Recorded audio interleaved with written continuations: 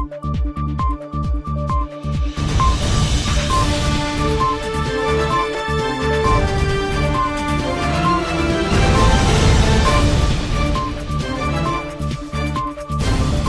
the news tonight, attorney condemns manslaughter charge against policeman. We now have the name of the police officer, and one of two things will happen. Either we will file criminal charges for murder against the police officer, or we will bring judicial review proceedings against the Director of Public Prosecutions to quash her decision to charge manslaughter and not murder. Sheriff Duncan granted $200,000 bail on name calling charge, and Leparkan bond destroyed in a massive fire.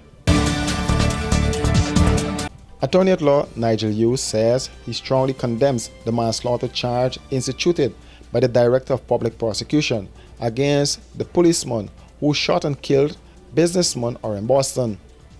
Hughes, who is representing the interests of Boston's family, said his legal team will commence prerogative proceedings to review that decision.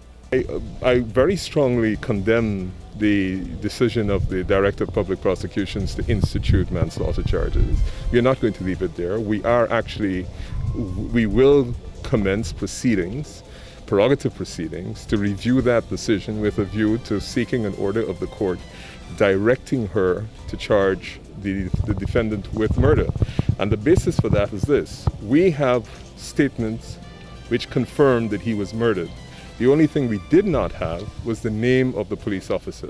We now have the name of the police officer, and one of two things will happen. Either we will file criminal charges for murder against the police officer, or we will bring judicial review proceedings against the Director of Public Prosecutions to quash her decision to charge manslaughter and not murder, because the standard operating procedures of the police were clearly breached, and that those are the standard operating procedures for the use of weapons in those conditions.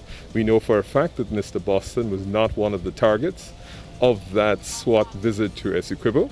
They went there to arrest persons who were wanted for murder, and up to now there's been no explanation. Hughes believes that the head of the SWAT unit is also criminally culpable.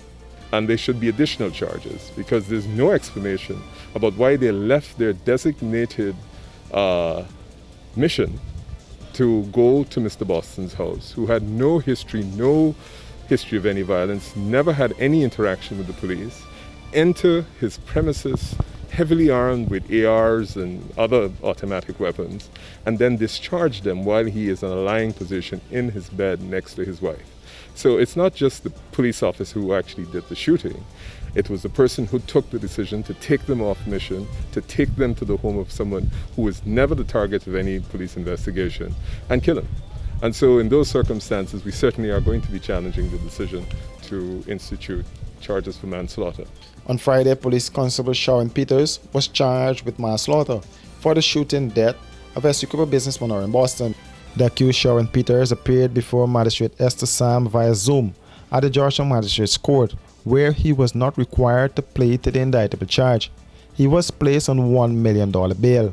The shooting occurred on September 15, 2021. Boston, 29, was shot as he lay next to his wife in his bed. It is alleged that Peters, a member of the Guyana Police Force's SWAT team, pulled the trigger. The team was conducting an operation at Boston's Dartmouth Essequibo home at the time. Peters will make his next court appearance on February 1st. Planning an elegant or corporate event? Let the experts at Star Rentals equip you. Give your event that spectacular 5-star experience it deserves with the options of transparent tents of various sizes, indoor and outdoor formal bars and cocktail tables with LED lights, stage, podium with lighting, portable AC units, generators, executive portable washrooms, outdoor light tower, and much more. Call today 226-3020, online www.starrentalsgy.com. Star Rentals, we got you covered.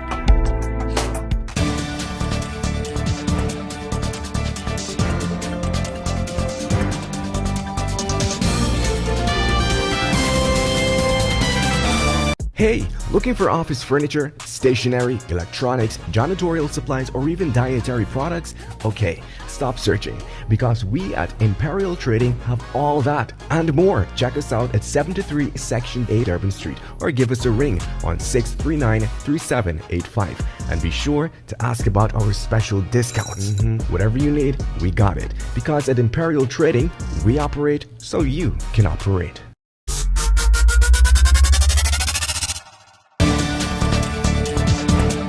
A PNU AFC Member of Parliament Sherrod Duncan was arraigned in the Grove Diamond Magistrates Court this morning and was charged under the Cybercrime Act, Section 19. It has to do with an allegation filed by GCOM's IT manager, Anil Gittins, at the police cybercrime unit, Ivlery, which stated that Duncan allegedly described him as a jagabat and a trench crapo during Duncan's In the Ring online program. When the matter was called before Magistrate Judy Lashman, Duncan, through his attorneys, denied the allegation. The court was told that on January 11, 2022, without legal or lawful jurisdiction or excuse, Duncan used a computer system to publish electronic data about Gittins with the intent to humiliate and embarrass him and to cause emotional distress.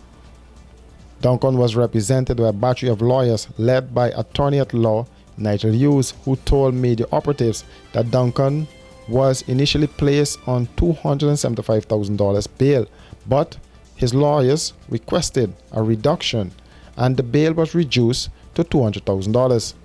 From us and an invitation to the magistrate to revisit that sum.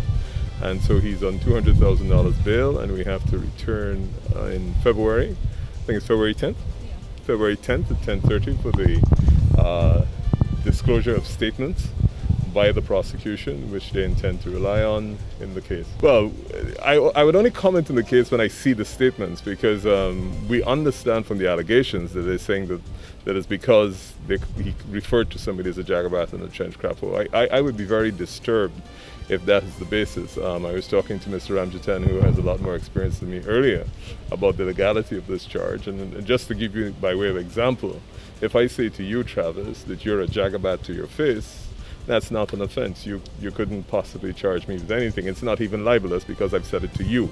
If I'd said it to somebody else about you, then potentially it might be libelous to the jagabat and not yourself, of course, you can appreciate.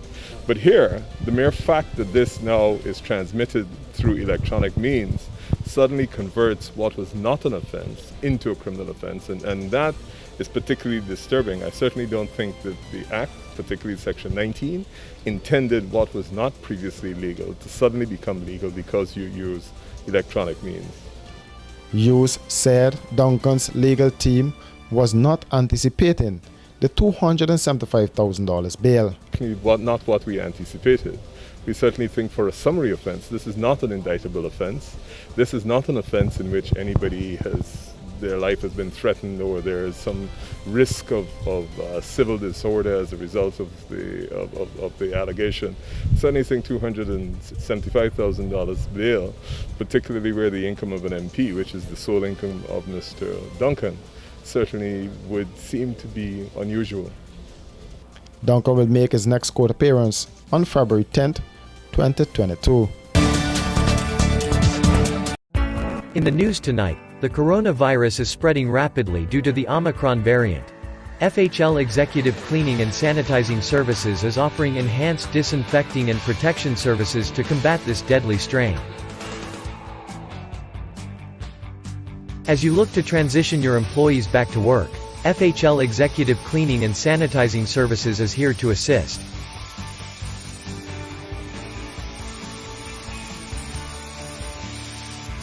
You can reach them at 592-667-1477 or 592-677-3736 to select an electrostatic protection package. FHL, sanitizing with purpose.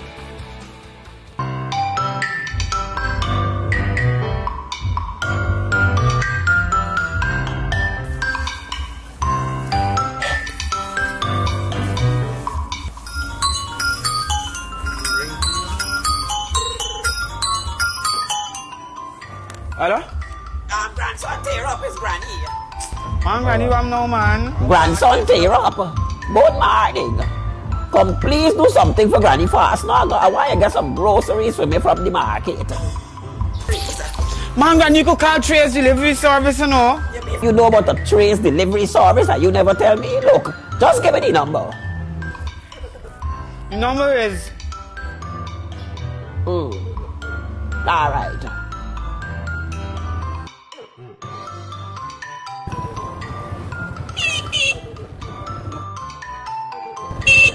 It's up.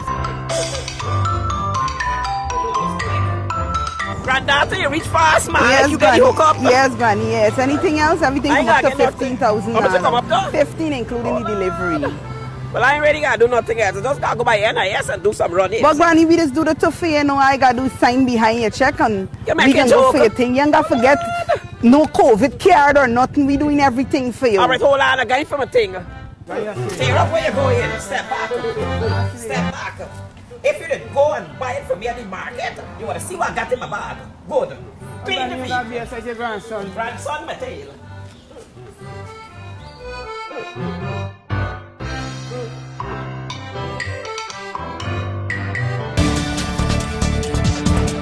And before we go, a fire of unknown origin destroyed the Luparcan, Lombard, and Broad Streets bond, leaving in its wake millions of dollars in damages. According to Minister of Home Affairs Robeson Ben, about 12 vehicles were lost, in addition to other items. He feels the Guyana Fire Service did a good job. The minister was on the scene this morning, taking a first-hand look at the destruction. Some containers on the outside.